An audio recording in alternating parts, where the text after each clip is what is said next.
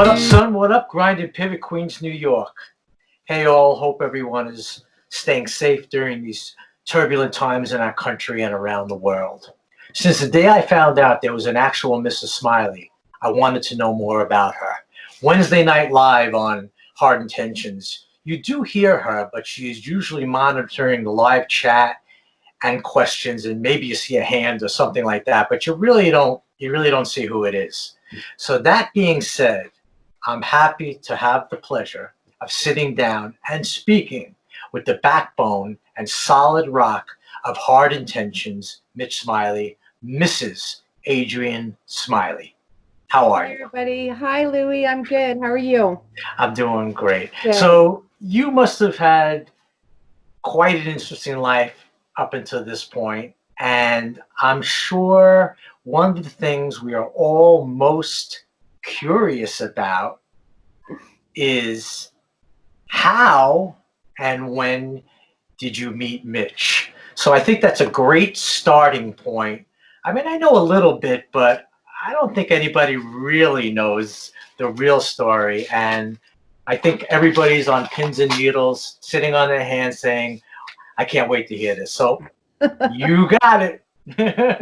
Well, thanks, Louie, for doing this, and thanks for having me on, and you being on ours, and all of that fun stuff. You have a fantastic podcast, Grind and Pivot, and thanks for doing this because it makes it obviously a lot easier because I feel like we know each other, so it's a lot. I'm not so nervous. So thank you. Good. Yeah, absolutely. Thank you. And can't tell you how happy I am. I know, really, sincerely looking forward to hearing this. And just, as you said, I feel like I do know you. Yeah. So good. We'll have a good conversation for sure. Okay, so let's take it from the top, from the beginning. So, what year? Let's talk. Tell us the year also, because so we can figure out. Let's see. Okay, it's 1986, 87, 88. It's 1987. What is that, Louie? Yeah. You know what that is? I think that's worth being part of the video or the thing.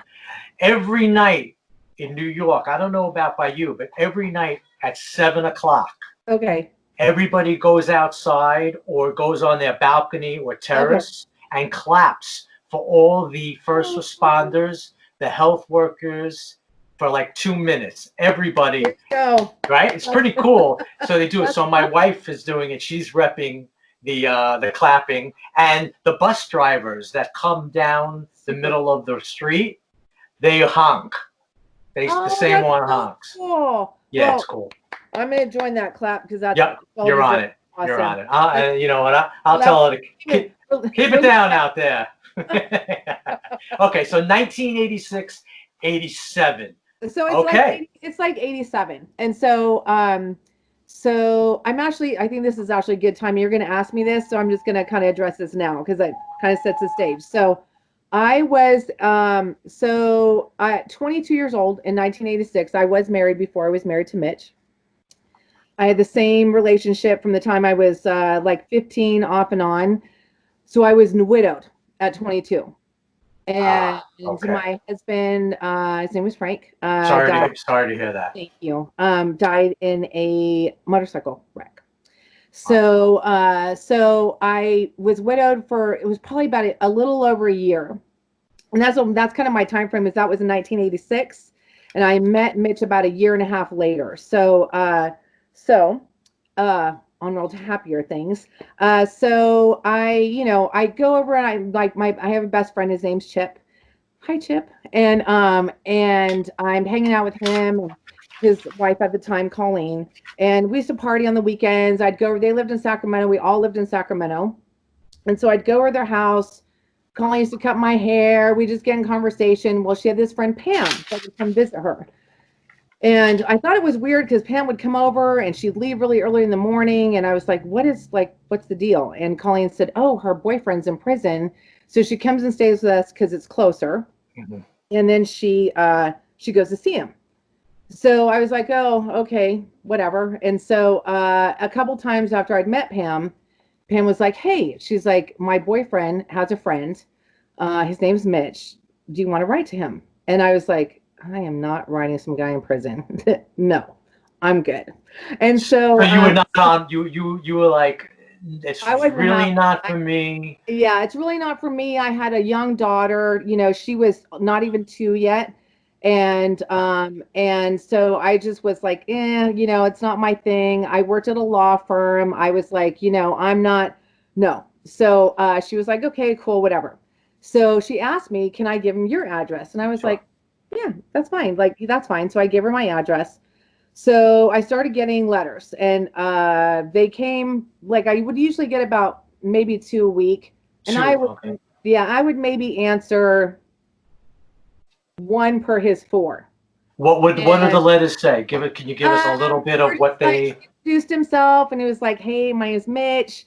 Pam gave me, his I can't remember. I think it was Tim. Gave Frank. That was actually his name was Frank. He goes, Frank gave me your address. This is why I'm in prison. Let's just kind of like get to know each other."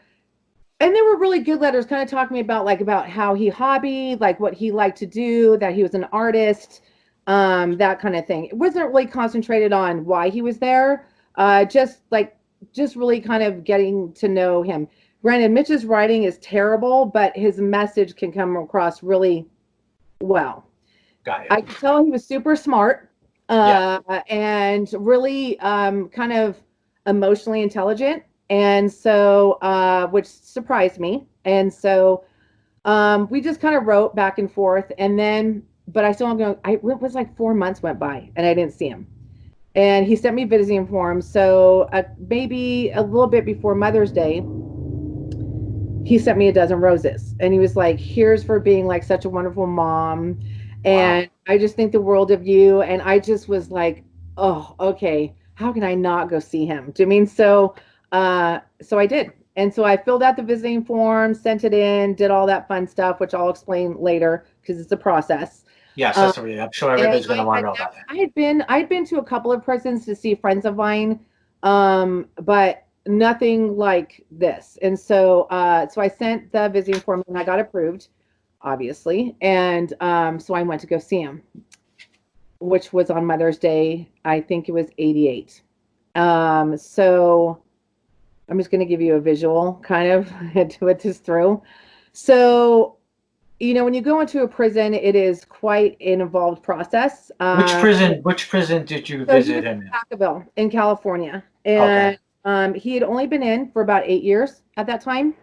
And so I go, I'm nervous. I'm like Gotta be. freaking out, Jimmy, because I was like, I had a picture of him and he had a picture of me, but that was the only thing. So what was good is that Pam was going to go see her boyfriend. So Pam and I went together. So I didn't feel like I was out there, by myself or whatever. Mhm. So, and I have a tendency to talk really fast, so I will No problem. I'm a New Yorker, that you know. keep that in So mind. I mean, what was going through your mind emotionally? I was During the time you knew you were going to sit, you were freaking. I was freaking out. I was Okay. like, oh my gosh, what am I wearing? And is this fine? Is this not fine? Is he going to think I'm cute? Is he not going to think I'm cute? Am I his type? Blah, blah, blah. So let me just say this.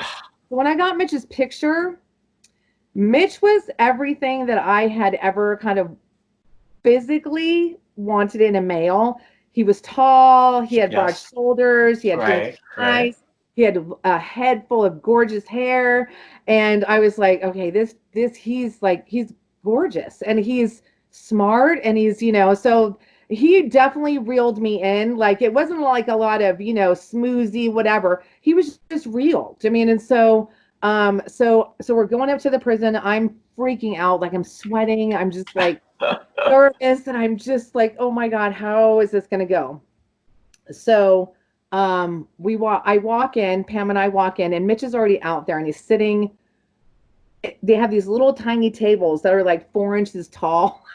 They're like Right. made for like minis. And so I walk in and Mitch stands up and I'm like, holy shit. Yeah. Like Huge. he's tall. I He's mean, he's huge. like, Yeah. he's 6'4", Big boy. Big boy. big boy, and I'm 5'2". And so I Oh, was like, oh, geez, minis.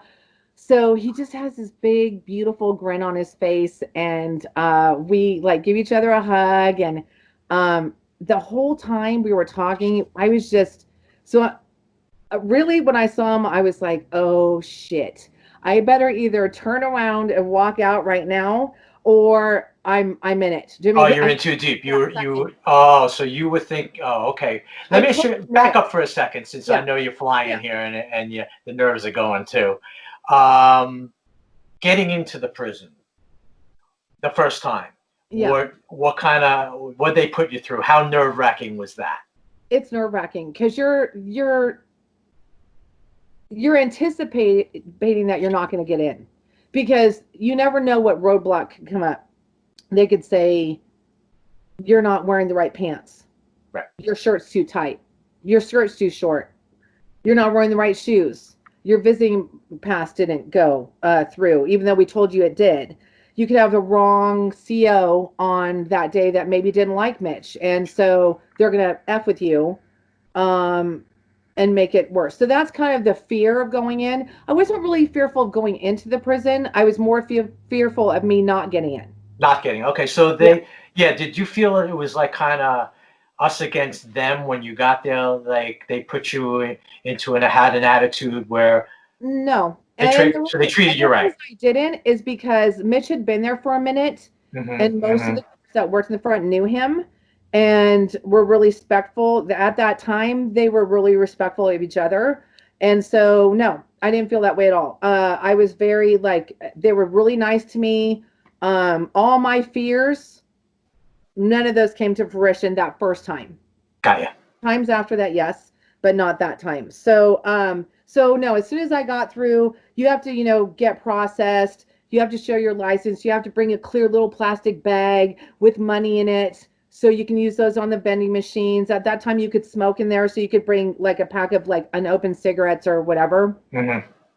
And but the nice thing about that prison was that they had a I know that sounds so weird when you say it out loud, the nice thing about that prison, but it had like a big huge patio on it and an inside. So you could sit outside, you could sit inside, there was room for you to walk around. But I didn't really know what to expect until I walked in there. Pam had given me a little info, but so I get in there and we just really like I said, we just really connected. And I think visiting used to be like you could get in, you get in line, you'd stand in line for like 2 hours, Hmm. then you'd get in. So we would always line up before, excuse me, and I think we got in, I'm going to say not like 9 o'clock, and then you'd have to leave by 3. So we had a fairly long visit, our first one.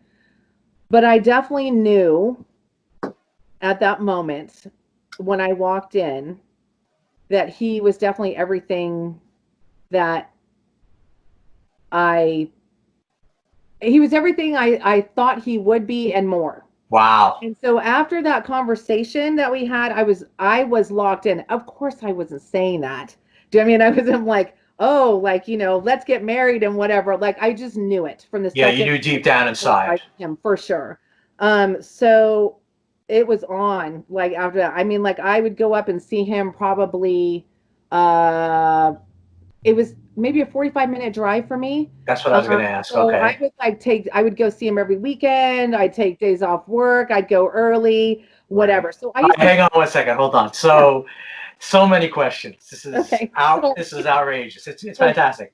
So you left that first one that afternoon Yeah, with Pam, right? yes, Okay, so you get back in and you get into the car and you're driving or Pam's driving. she's driving. Okay, so you're in the passenger seat. Yeah. You're looking out the window. I did she what did give me the conversation. I mean, It was, paint that picture of that's an interesting were you like, perspective. Yeah. oh my effing lord? Yes, I was, oh my effing, like really. Pam goes, I told you would like him. Like he's super cool. Like, Frank has nothing but good things to say about him. I know he really liked you. I could tell he was really super into you. And it was just very like frenetic. and very like the energy was just super like we would always go out to eat afterwards. So we Yeah. went and I was like, I need a drink. Do you know what I mean? And I was like, so Well, yeah, that's another thing. Okay, right. That was and after on the way too. so that was on the way home. Do you know what I mean? So Right, right. so yeah, so on the way there, it's nervous energy, like we're Yeah. just chatty and whatever. And then we kind of had it planned out, to be honest. I don't even know if Mitch knows this, but Pam's like, okay, when we get in there, like we'll sit together so you can kind of get to know him or whatever. And she goes, when you're ready to like, like talk to him by your own, she goes, just like give me, give me like a little wink. So And you're like, still in touch with Pam, right? You're still friends? I know we're not, I have not talked to her, I would say in 26 years maybe. Okay, so that's a whole nother But story. I do know about her. So Mitch kind of did. Gotcha. So Okay, go ahead. So you're in the car, you're on the way back. yeah, so we're on the way back. We're just chatting it up. Like she was like, "Oh my gosh, like he was totally into you." She's like, "You should have seen the way he was looking at you," and all that crazy shit. Yeah. So I'm like, again, I'm 20. I'm 24. Yeah. I'm just like Mitch was, I think, what 26. So yeah, so it was just Mitch would call me, and at that time, when people would call you from a prison, average was about $2.50 a minute. Wow. So Yeah. if they called you collect, which okay. was the only way they had at that time. So Mitch and I would Mitch would hang up the phone. He'd buy people's phone time. We'd be on the phone all of the time. When I wasn't up there, he would call me. He worked and everything like that. So, but here is a misconception that people make about guys in prison. Well, in my case, I rarely sent Mitch money. It was the opposite. Mitch really? Because that's the question I did ask. Did you have to hold him down? Mm-hmm. I know he was definitely working in, so he sent you. He actually helped you. Interesting. 100%. Me and his mom. And wow. So he would send me like, if we had so if you have a family visit, which I'm going to get into in a second, mm-hmm. You at that time you could bring your own food in with you, but you had to obviously buy your food, bring your groceries in. So Mitch would always send me money before we had a visit so I could buy all his, it couldn't be over like a certain weight. So like the food or whatever, they had to, run through an x-ray machine, all that crazy shit. But yeah, he would always send me money when we would go on visits like that. So yes. So that was, so we got, yes. So that would answer that question. That's kind of how we met and how that played out. And we were kind of inseparable from the time that I went to go see him until we got married in there. That's amazing. Okay, hang on. So you started the relationship. The relationship is going on. Mm-hmm.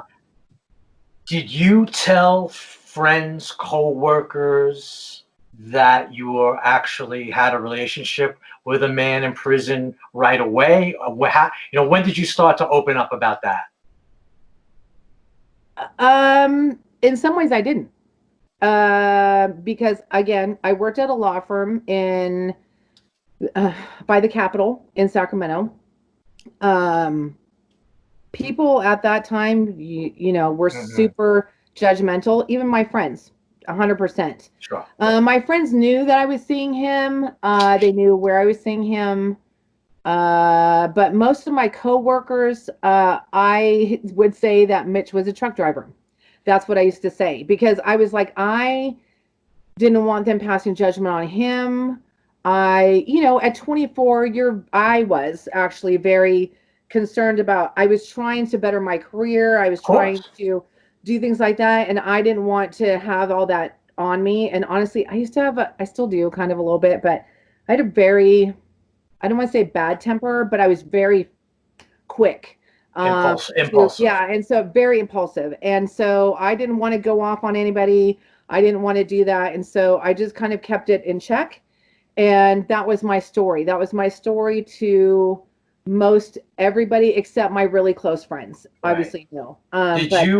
Did you ever think, I'm just thinking of this now because did you ever think that working at the law firm that somebody would be able to maybe help him No. down the line? Because it was corporate law. It was completely different type Okay. of law. Got you.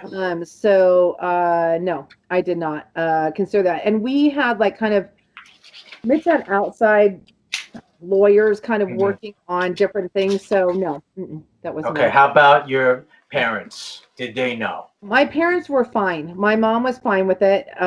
She and I have a very kind of interesting relationship, and she's still alive and well. So I'm just going to leave it at that. Good. And so no, she was supportive of me. And I'm just going to say one thing that she had said when Mitch got out. And she said, I feel like Mitch has been the one consistent thing in your entire life. And she said, I feel like I would never like not be supportive of that. So yeah, so she was. That's pretty good coming from your mom. Yeah. Sure. So where'd you grow up? So I grew up in the Bay Area in California. So I was born in Redwood City, grew up in the same area, Palo Alto, San Jose, Mountain View. They're all kind of in the Bay, same kind of location. Went to high school, went to, junior high, all of that fun stuff. I graduated in 1980. I graduated early. I graduated when I was 17. High school 1980. Yes, high school. Okay. Because I graduated in 77. Oh, did you? Okay, yeah. So we're pretty close. So how about growing up? Just a childhood? Oh, I'll give you. So brothers and sisters. No brothers and sisters. I'm an only child like Mitch. So when I was about 13, whatever, I lived in a very strict household. My stepdad was military and raised me the same way. And I was really strict, like real strict. And so at 13 years old, I started sneaking out. I started drinking. I was partying. Right. You could go to clubs then, like Sure. they had and all of that stuff. So I'm going to make a very long story short, but yes, I went to juvenile hall for like malicious mischief, runaway, all of that kind of stuff. I was I fought a lot. I would my mouth always got me in trouble. I ended up going to, it's like this next step up before you go to youth authority and to prison. I went to it was called the Girls Ranch they had in San Jose. It was in Morgan Hill, actually. I went there because somebody had it on me, basically, for a little burglary that we did. And I think at that time I was 15. I think it was like 15. Anyways, I ended up going to the Girls Ranch. At that time they had, counselors, they had things like that. I would kind of have that mentality, I'm going to get you before you get me, kind of was my mindset at the time. So I ended up going to the Girls Ranch. I was only supposed to do 9 months. I ended up doing a year and a half. Wow. Because I got in trouble all of the time, consistently. And then I got thrown into solitary as I got in a fight, and they stripped me. Basically, I had like just a bra and underwear on. They gave me a book. It was this ridiculous book. And that was all I had for like 3 days. Well, my mom knew what would get to me, and I was super close to my grandma. So they brought my grandma up to come visit me, and they brought me out of the room in pajamas. I hadn't taken a shower for like 3 days. They handcuffed me, walked me out, and I saw my grandma, and I just burst into tears. I didn't want her to see me like that. I was just mortified. And that was really a pivotal time in my youth. I got my shit together. When I left there, I literally made my mom stop the car. I looked at the gates of the place. I knew I was going to remember this. And so I stood there and I looked at the gates and I looked at the road on the way out, and I was like, I am never coming back here. I'm done. I'm good. And so not that I was an angel afterwards, but I definitely was not on that level, and I never got in trouble again. And I was 15 when I got out of there. Wow, that is a heavy story. Yeah, So you rebelled to the absolute extreme I did. of what your dad, because he was so strict. He clamped down so heavily on you. You just went the other way. And you know, thinking about that just for a second, you know, now that you're older and wiser, you have any idea, you know, where that was kind of coming from? Did he not know?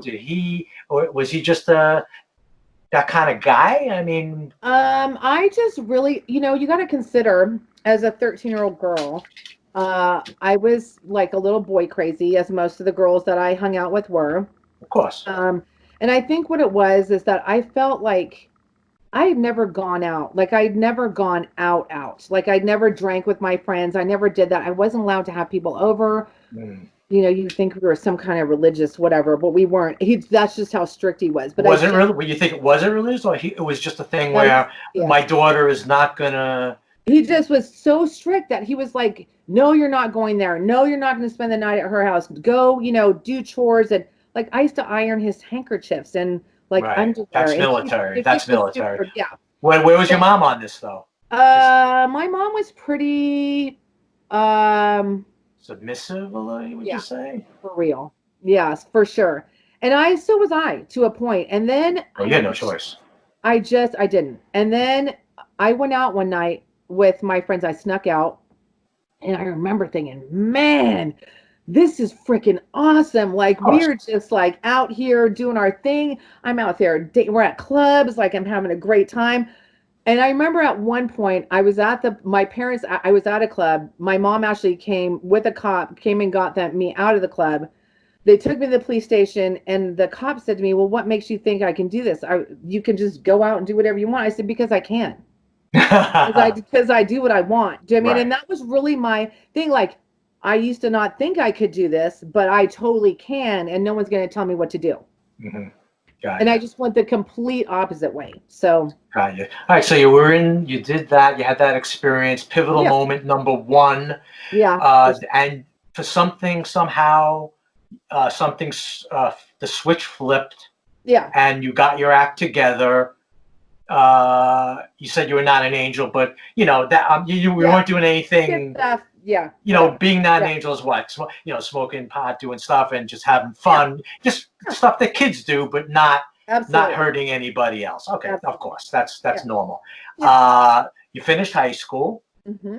Okay. So I graduated because I went to the girls' ranch. I was able to get a jump on my education, so I actually graduated early, which was awesome. That was amazing. Right. Yeah. Okay, so the next round is I meet my first husband. I meet Frank. Exactly. He's a biker. He is 8 years older than me. He is like, you know, he looks kind of like James Dean. I'm just like, it's just a big, you know, but he was a definite partier. I mean, he was into drugs. Affiliated? Heavy. No. No, okay, living that lifestyle. They wouldn't let him because he was a loose cannon, 100%. Right, living the life. But you know, that's what I was attracted to. I was like, he's a bad boy. Obviously. He is like handsome. Yeah, let's do this. All the, you know, things that girls go, yeah, that's awesome. So, he was really abusive. Really, not very nice. Normally, or when he tied one on the regular. It was usually when he was coming off one. Usually when he was coming off like of a couple day run kind of thing. You know, I'm working, I'm going to school, I'm 17. I haven't turned 18 yet. And he threw me through a plate glass shower door. Yikes.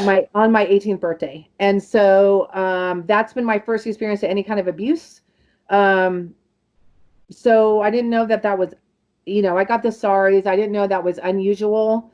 And then that was my life until he pretty much passed. Really? It was terrible. I mean, we split up a couple of times and things like that. But like, you know, he left me at the hospital after I had my daughter. Like he didn't come pick me up because he was high. And everybody expected him to die a lot sooner than he did. So it was, but I loved him. I mean, and so it was very traumatic, you know. So here I am, a widow at 22, and I lived in the Bay Area, you know, my whole life. And my mom had moved to Sacramento, and she was like, "Why don't you move up here?" And I literally 2 weeks after he died, I packed my shit and I moved. And that was it. Okay, and that starts another. Yeah. That starts another So chapter. a year later, I met Wow, that's quite that is quite a story. That Yeah, is quite a it story. Whew. So, all right. So let's get back to it. So you left Mitch. You started. It started to be an everyday. It started to be a relationship. Yeah. And at that time, did you know whether or not he was going to get out or not? What was the No, story? well, What was the no, discussion about that? Mitch and I had plans. Like, you know, you sit in visiting rooms for 6 hours a day, right? And you're talking on the phone, and you know, you start to make plans, and you start to kind of envision a future of what that's going to look like. And so my interpretation always had been that that was going to be that this is what we were going for. Ultimately, right? Is that we were going to be together. I never looked at Mitch like he was trying to scam me or he was trying to build some bullshit thing in my head. He was the real deal. Do you mean? And so I think we had been seeing each other for about 4 months, and I go on a visit, like we're just, you know, having a conversation. He seemed really nervous, and I was like, "What's your deal?" Like he's like real antsy, he's chatty, which normally isn't like him. That's usually my part. And so he's like, "Hey," I'm like, "What?" He goes, he grabs my hand, and he goes to my wedding finger, and he's like,